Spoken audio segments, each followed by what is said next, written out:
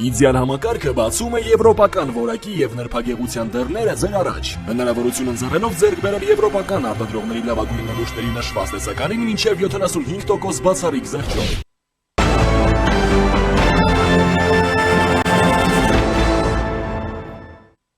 Բարև ձեզ, դուք դիտում եք առաջին լրատվականը, ես Սիրանուշ Պապյանն եմ, առաջինի տաղավարում զրուցելու եմ քանդակագործ Վիգեն Ավետիսի հետ։ Պարոն Ավետիս, բարև ձեզ, շնորհակալ եմ հրավերն ընդունելու համար եւ նախ եւ առաջ ուզում եմ այսօրվա թեման այս երկու օրերին խորհրդարանում լայն քննարկում ստացած ուրեմն Հակոբ Մովսեսի հետ կապված խնդրին անդրադառնանք, դուք տեսաք, որ նա շարունակելու է մնալ հեռուստատեսության եւ ռադիոյի հանձնաժողովի անդամ, քաղաքացիական պայմանագիրը, այդպես էլ Դաշնակցության կամ Հայաստան խմբակցության առաջարկը չընդունեց, ընդհանուր առմամբ ինչ տպավորություն ունեցաք, Դաշնակցությունը իսկապես այսպես խորը վիրավորվել էր տեղի ունեցածից, թե ոչ, ձեր դիտարկումները գնահատական համեցեք։ Հարգարժան Հակոբ Մովսեսի մասին խոսելը արդեն մեծ պատիվ է ինձ համար։ Վերջապես այդ սառույցը կոտրեց Հակոբ Մովսեսը, որը քաղաքական գործիչները, այս 30 տարի սկսած, Լևոնը մի քիչ թողեց, որ մշակույթի գործիչները խոսք ասեն, բայց Լևոնից հետո, Լևոն Տեր-Պետրոսյանից հետո իրական մշակութային գործիչների եւ մտավորականների ձայնը կտրվել էր։ Եվ Հակոբ Մովսեսը իր ելույթով այդ սառույցը կոտրեց։ Եվ գիտեք ինչ եմ ուզում ասեմ, որ այսուհետ այդպես պիտի լիներ ընդհանրապես, որ քաղաքական գործիչները ոչ թե պետքա քննադատեին մտավորականներին, այլ հակառակը պետք է լիներ։ Այսօր Հայաստանում դա էլ է թարսվել, որ մշակութային գործիչներն ու մտավորականները անձայն են, իսկ իրանք պետքա որոշեն ով ինչ պիտի խոսի։ Եվ մտավորականի խոսքը լսելի դարձավ։ Եվ մտավորականի խոսքը ոչ միայն լսելի դարձավ, այլ ուսանելի դարձավ քաղաքական գործիչների համար։ Այսուհետ պետքա շատ զգույշ լիներ, որովհետև մտավորականը ով է, մտավորականը ժողովրդի ձայնն է, իրական մտավորականը, իրական արվեստագետը, դա ժողովրդի ձայնն է, հետևաբար այսուհետ բոլոր ընդդեմ եւ դիմադիր եւ իշխանական քաղաքական գործիչները շատ լավ խոսեցին իհարկե, եւ ես վստահ եմ, որ Դաշնակցություն կուսակցությունը փոշմանել էր, որ հարցը բարձրացրեց, որովհետև երևի չէր սպասում նմանատիպ բարձրակարգ, շատ բարձրակարգ ելույթներ լսեցի եւ տեսնում եմ, թե ինչ արժեքային համակարգ է ձևավորվել, օրինակ մեր իշխանական թևում։ Եվ ինչ ճղճիմ այնտեղ, չգիտեմ, ախր ես ուզում եմ իմանամ, Դաշնակցության կուսակցության ղեկավարն ով է։ Ոնց է թույլ տա, եթե ղեկավար ունեն։ Ես լսել եմ, որ Քոչարյանն է դարձել Դաշնակցության կուսակցության ղեկավարը, կամ Քոչարյանը չի, նրա փողերն են, որի առաջ ծնկել է Դաշնակցություն կուսակցությունը։ Այդ ցավալի տեսարանին մենք ներկա գտնվեցինք, երբ որ Դաշնակցություն կուսակցությունը չի կարողանում ձևակերպել իր ցանկությունը։ Լսեք, բոլորս ես էլ պետքա հաշվի նստեմ իմ մանկության սխալների հետ, իմ երիտասարդության սխալների հետ։ Եվ Դաշնակցություն կուսակցությունը այն ինչ ասեմ, ամբիցիոզ կուսակցությունն է, որ մեծամտորեն քիթը բարձրացրել է օդ, բայց ոչ մի հոգևոր մշակութային, միգուցե նրանց հայրերը, պապերը ինչ որ արժեքներ են կրել, իհարկե կրել են, բայց հետո հասկացանք ինչ եղավ, չէ, ցարական Ռուսաստանը, հետո սովետական Ռուսաստանը, բոլշևիկները կուլ տվեցին այդ կազմակերպությանը, այդ կուսակցությանը, որոնք որ մինչև այսօր ծառայում են Կրեմլին, այլ ոչ թե Երևանին։ Ես տեսնում եմ, որ նրանք օր առաջ հարց են բարձրացնում, թե ինչ է գալիս, ինչ հարց են ուղարկում բանից, այդ նույնը տեսնում ենք ինչ է կատարվում, նրանցից որևիցե մեկը քննադատեց որևիցե հանցագործություն, օրինակ, ոնց որ Ռուսաստանը չքննադատեց, նենց էլ Դաշնակցությունը չի քննադատում, ես կարծում եմ, որ նրանք շատ վաղուց վանից, տեսեք, բանը այդ կաթողիկոսի եղբայրը այսքան մեծ խնդիրներ բացվեցին բարոյա հոգեբանական գոնե բարոյա հոգեբանական խնդիրներին միանային իրանք այսինքն ցույց տային որ իրանք կողմնակից են բարոյականությանը այլ ոչ թե ուսադիրներին կգբ-ական եւ այդ բաներին ինչա վեղարներին Քանի որ վեղարներից խոսք գնաց, չեմ կարող չհարցնել Սփյուռքի գործիչների նախորդին տարածած հայտարարության, այսպես պատկառելի թիմ է Շաֆեյանի գլխավորությամբ, մասնավորապես նրանք տեսնում ենք, որ եկեղեցական կառավարման հարցերը եկեղեցական մարմինների միջոցով լուծելու կոչեր են անում, այս անառողջ մթնոլորտը, որ ստեղծվել է կաթողիկոս եկեղեցի իշխանություն ուրեմն տանդեմի մոտ դուք ընդհանուր առմամբ ինչպես է գնահատում Սփյուռքը փաստորեն արդեն այսպես նաև կոչերով է հանդես գալիս ուրեմն խնդրի հանգուցալուծումը մոտեցնելու եւ մի սեղանի շուրջ ըստեյության այդ հարցերը լուծելու նախ ինչպես եք գնահատում որ տևական ժամանակ այս ամիսների երկար ամիսների լռությունից հետո այսպիսի հայտարարություն կա դուք գիտեք որ շուտով եպիսկոպոսատ ժողովն է որը Հայաստանի Հանրապետության սահմաններից դուրս Վիեննայում է անցկացվելու դուք գիտեք որոշակի իրավական գործընթացներ որ 1-2 եպիսկոպոսների դեմ կամ բայց դրանից այն կողմ հանգուցալուծումը կարծես չի երևում դուք ինչպես եք գնահատում այս գործիչների հայտարարությունը եւ արդյոք իշխանությունը պիտի մեծ հաշվով ընդառաջ գնա թե ոչ Դե հենց կոնկրետ պարոն Աֆեյանին ես ուզեի հարց տալ, թե նա քանի օր է ապրել Հայաստանում։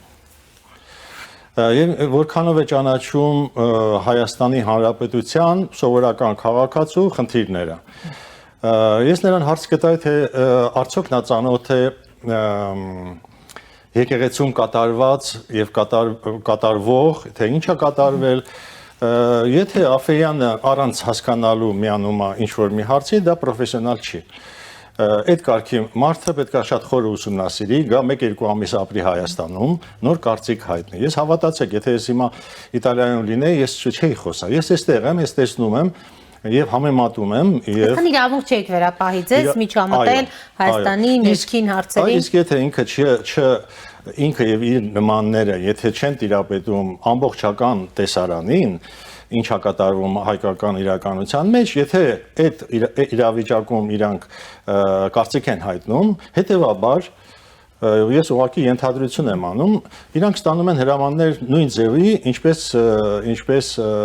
Քոչարյանն է ստանում Մոսկվայից, Կրեմլից։ Այսինքն Աֆեյանը ազգանունը թե Քոչարյան, այս դեպքում իրանք երկուսն էլ կատարում են նույն կետից եկող պատվերները։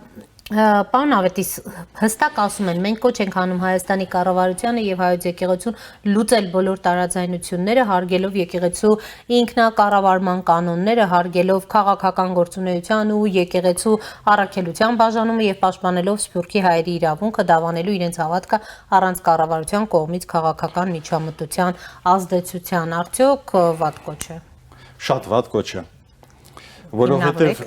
ել եմ կրկնում, այդ կոչը անելուց առաջ իրանք պիտի գան Հայաստան, ապրեն, զրուցեն սովորական ժողովրդի։ Նրանք ասում են, որ Հայաստանի կառավարության մոտեցումը վտանգում է հարաբերությունները Սփյուռքի հետ։ Ես որպես սփյուռքահայ նաև ասում եմ հակառակը, որ ոչ թե եկեղեցու, այլ եկեղեցականների այդ գլխավորի սկսած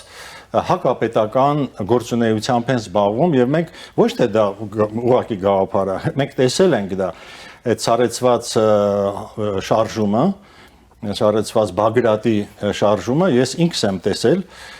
թե քիչ էր մնում հարցակվեին ազգային ժողովի վրա։ Այդ որ մի պետության մեջ Ամերիկայում կլինի, թե Վատիկանը կլինի,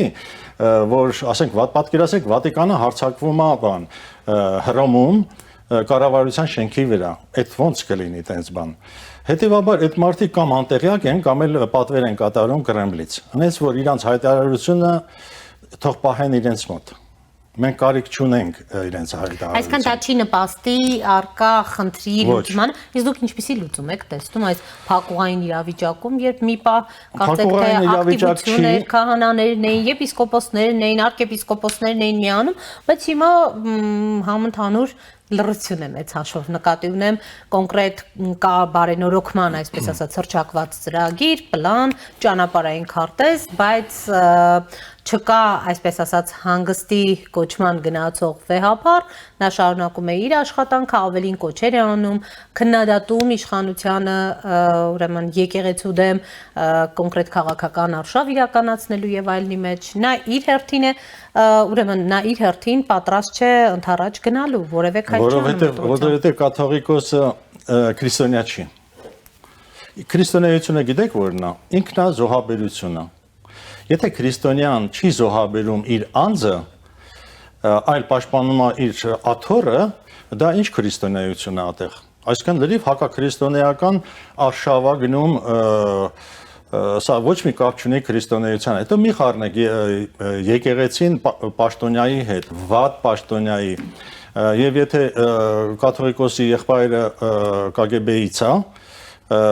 ինքը երևի իր շեֆն է, ոչ թե եղբայրն է։ Հասկանում եք ինչ բարձրության KGB-ը, որը աշխատում է Հայաստանի Հանրապետության դեմ։ Սա արդեն բոլորն են տեսնում, մենք չենք ենթադրում։ Այո,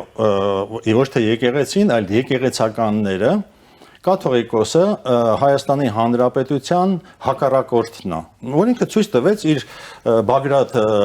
սրբազան շարժումով, ցույց տվեց, որ մեր պետության հետ ինքը հաշվի չի նստելու։ Ես կերազե, ես շատ կուզեի, որ այս փոխ նախագահը, որ եկավ Միացյալ Նահանգներից, ես շատ կուզեի, որ նա լիներ Նիկոլ Փաշինյանի կողքին, որովհետև այդպես էր ճիշտ։ Իսկ ինքը պատկերացրեք ինչքան չի ընդունում մեր պետությունը եւ մեր պետականությունը, դու արի կանգնի պետության ղեկավարի կողքին, սիրում ես, չես սիրում, օրինակ ես վստահ եմ, որ բայց այս արկա մեծ ճեղքվածքի խզման դեպքում դուք որքանով եք հավանական համարում, ցանկությունը մի բան է, բայց իրականում պատկերացնել այդպիսի բան բոլորովին այլ բան է։ Դրա համար օր առաջ նայեք, եթե ինձ ասեին Վիգեն, դու եթե վաղվանից չքանդակես, քանդակով չզբաղվես, թողնես քո արվեստը, Հայաստանը դրանից կշահի։ Ես չէի քանդակել, ես կթողնեի իմ արվեստը, երբեք չէի մոտենա արվեստին։ Հա, պետքա իհարկե պետքա զոհաբերություն անես այդ քո պետությունը փրկելու համար։ Հիմա տեսեք ինչ վիճակ է ստեղծել, չեք ամաչում այ կտրիչ Ներսիսյան, այս որտեղ արդեն սենց եմ դիմում կտրիչ Ներսիսյանին, որովհետև ինքը խանգարում է Հայաստանի Հանրապետության զարգացմանը, անձամբ ինքը մի հոգի, հասկանում եք, եւ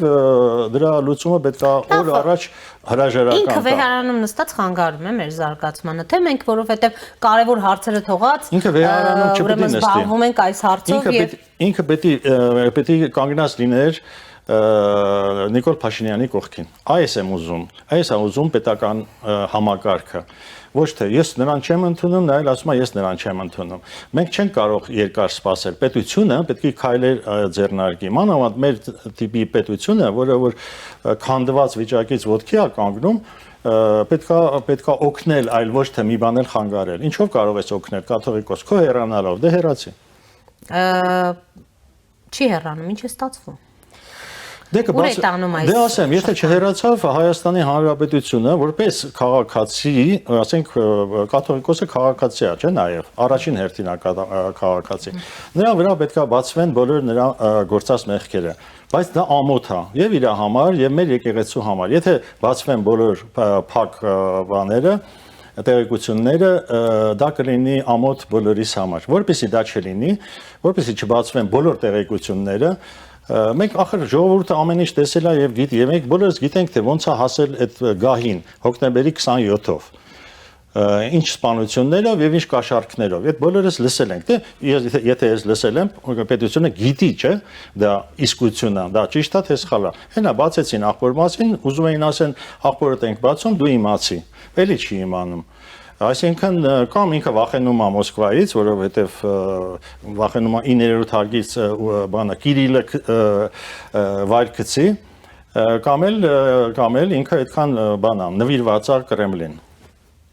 Լավ, վերջին շրջանում մենք տեսնում ենք այ Կրեմլին նվիրվածությունից երբ խոսք գնաց, J.D. Vance-ից հետո հարցազրույց տվեց վարչապետ Նիկոլ Փաշինյանը եւ խոսեց հայ-ռուսական հարաբերություններից եւ նշեց, որ շատ լավ հարաբերություններ ունի Պուտինի, Միշուստինի, մյուսների հետ։ Դուք քննադատում եք կաթողիկոսին Կրեմլին նվիրված լինելու հետ կապված, բայց վարչապետն էլ մտերմիկ կապեր ունի։ Դե ես հենց այդ բացատրեցի, որ եւ քաղաքականությունը, եւ հոգեվոր դաշտը պետքա լինի զոհաբերության վրա։ Իհարկե Նիկոլ Փաշինյանը ես վստահ եմ, որ շատ կուզեր, որ ընդհանրապես իգնորան է, հա, այսինքն արհամարի։ Հա, եւ չգնա, ոչ դե տես Բելարուսին ստացվեց չգնալ։ Բայց Մոսկվան ինքը քաղաքական գործիչ է, ինքը պարտավոր է գնալ եւ փորձել լավ հարաբերություններ ունենալ նաեւ Ռուսաստանի հետ։ Դժվար է։ Նա տեսեք փորձում է լավ հարաբերություններ Ադրբեջանի հետ, նա փորձում է լավ հարաբերություններ Թուրքիայի հետ, Իսրայելի հետ, որի սկզբանը մեր հակառակորդներն էին, բայց քաղաքականությունը հենց դա է ուզում։ Այսինքն ես օրինակ ինձ ասեն գնա Ալիևին բարևի ձերքով, ես ձերքս չեմ տան դրան։ Օրինակ, որտեվ ես ազատ մարդ եմ, քաղաքական գործիչ չեմ, հոգեվորական չեմ, ես կասեմ, լսի, ես քեզ ձեռք չեմ տալի, որտեվ քո ձեռքերը թաթախված են արյան մեջ։ Նույնը Պուտինին չեմ բարևի օրինակ, հա, որտեվ Պուտինն ով է, որ ես բարևեմ իրան, բայց մեր երկրի ղեկավարը չի կարող ասի Պուտինն ով է։ Հասկանում եք, այդտեղ այդ ուրիշ հարաբերություններ։ Հետևաբար Նիկոլ Փաշինյանը, որ փորձում է լավ հարաբերություններ պահպանել, այդ որ ամբողջ աշխարհը այսօր պայքարում է Ռուսաստանի դեմ, բայց Հայաստանը գնում է ձեռքով բարևում է եւ նույնիսկ ծրագրերն է։ Դե թող գան իրանք բանան, մեր երկաթուղին մերը չի, իրանցն է, կան թող երկաթուղու մեջ լիքը փողեր դնեն եւ մեզ լավ կլինի եւ իրանց լավ կլինի։ Այսինքն, եթե չես ուզում շփվես իր հետ, իրանք էլ կասեն մենք էլ չենք շփվում, այդ երկաթուղինը չենք սարքում, բայց իրանք պարտավորվածություններ ունեն, չէ՞։ Տեսեք, Հայաստանում նախընտրական թոհու բոհ է սկսվում, երեկ էլ նախորդին էլ պարզ դարձավ, որ ուժեղ Հայաստանի առաջնորդը վարչապետի թեկնածուն Սամվել Կարապետյանն է։ Դուք ընդհանուր առմամբ այս ներկա բնակը ինչպես եք գնահատում քաղաքական ուժերի եւ արդյոք օրինակ հունիսի 7-ի ընտրությունների արդյունքներով մենք որակապես այլ խորհրդարան ենք ունենալու ձեր դիտարկմամբ, ձեր գնահատմամբ, թե այստեղ էլ ունեք մտահող վախություններ եւ ուրեմն վերապահումներ հաշվի առնելով ձեր ակնարկները, օրինակ քաղաքական ուժերի կամ ընդհանրապես վեհապարի հետ կապված եք դուք նշում, որոնք սերտ կապեր ունեն Կրեմլի հետ։ Դες սկսենք ստեղից, որ քաղաքականությունը դա մասնագիտությունն է, քաղաքական գործիչ։ Ես հարց եմ տալիս Սամվել Կարապետյան կամ Տաշիր Սամո։ Այսինքն ինքը արդեն ունի այդ իր անունը, բան, ինչ են ասում, կլիչկա իր անունով, այդ ոնց էին ասում այդ ծածկ անունը։ Կեղծանուն ունի, հա, Տաշիր Սամոն։ Արդյոք Տաշիր Սամոն, ասենք Մակրոնին հետ ծանոթանալուց ինչ պիտի ներկայանա, ասի, բարև ձեզ, ես Տաշիր Սամոնն եմ, չէ։ Հա, հետևաբար ինչ է անելու ինքը, փակելու է բոլոր հարաբերությունները արևմուտքի հետ եւ ինքը մենակ շփվելու է իր շեֆի հետ, որը որ Պուտինն է եւ բանա, այնտեղ Բելարուսը, Լուկաշենկոն եւ վերջ, այսինքն այդ է իր ծրագիրը, հետևաբար ամբողջ այս պայմանավորվածությունները ինչ որ եղավ, դա ոչինչ արինելու։ Իսկ մեզ սպասվում է շատ կարևոր ապագա, շատ գեղեցիկ ապագա, տեսանք այդ փոխնախագահի Ամերիկայի հանդիպումները։ Մեկ էլ sense բան ասեմ, Տաշիր Սամոն ով է, մի հատ ամբիցիոզ մարդ, որ Հայաստանից գնացել է Ռուսաստան, բախտը բերել է, FSB-ի հետ ծանոթացել այնտեղ, նրանք էլ թողել են բիզնես անեն։ Ահա, վերջ։ Այսինքն ինչ գործ ունի նմանատիպ մարդը, այդ իր մեր ձևով, այդ ես քանից ես ասել եմ մեր ձևովը դա մաֆիայի նշանաբանն է, Կոզա Նոստրա։ Կոզա Նոստրան դա շատ վատ բան է, նշանակում Իտալիայում արգելված արտահայտությունն է, մեր ձևովն է, մեր բանն է, մեր գործն է, այդ sense է նշանակում իտալերեն։ Որը որ իրանք ուզում են իրանց ձևով ինչ անեք, ձեր ձևը մեզ նախ պետքա պարզ լինի, ասեք ինչա ձեր ձևը, իրանք ոչինչ չեն ասում, մենք կգանք կասենք։ կամ մենք եկել ենք, եկավ ինչ ասում, ասում ես թքած ունեմ բանի վրա, չգիտեմ, հեծի վրա եւ այլն, էս եք դուք։ Հա, ամբիցիոզ մի տղա, որ հարստացել է, հիմա հետ է գալիս Հայաստան, որ ինչ անես։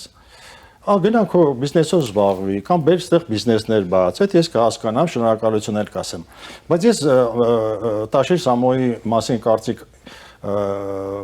չի կարելի որ ես ասեմ, որովհետև ես չեմ ուզի որ կարծիք ասեմ, չեմ ուզի որ նմանատիպ մարդկանց հետ շփվել, ես երբեք չեմ շփվել նմանատիպ մարդկանց հետ եւ այլևս չեմ շփվելու։ Հետևաբար թող վախենան մտավորականներից, ոնց որ այսօր դաշնակները վախեցան իրական մտավորականից Հակոբ Մովսեսից, այո, ամբողջ ներկա պնակը քաղաքական պետքա շատ ուշադրի լինի եւ վախենա։ Այնպես ինչպես ասենք իտալական բաները, քաղաքական գործիչները վախենում են օրինակ Չելենտանոից կամ կան հեղինակություններ, որոնց ելույթներից դողում է ամբողջ քաղաքական դաշտը։ Իտալիայի քաղաքական դաշտը օրինակ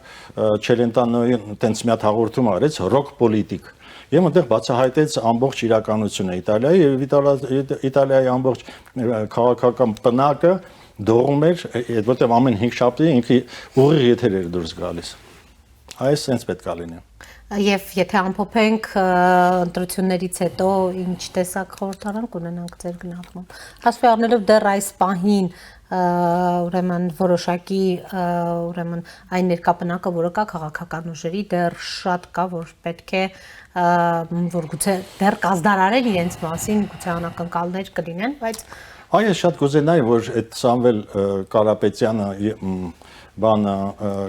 Գագիկ Ծառուկյանը եւ նմանատիպ մարդիկ, որոնք լիքը փող ունեն, իրանք ֆինանսավորեին իրական քաղաքական գործիչներին։ Այս տեսնում եմ այդ Եվրոպա գնացող կուսակցությունները, հա, ամեն ինչ ունեն, միտք ունեն, խոսք ունեն, բայց ֆինանսավորում չունեն։ Եթե դուք սիրում եք Հայաստանը, հայրենիքը, տեսեք, գիտեք ինչ, ոնց որ այդ Սամվել Կարապետյանը փոխանակ գա ինձ ասի Վիգեն, ես քանդակ կուզենայի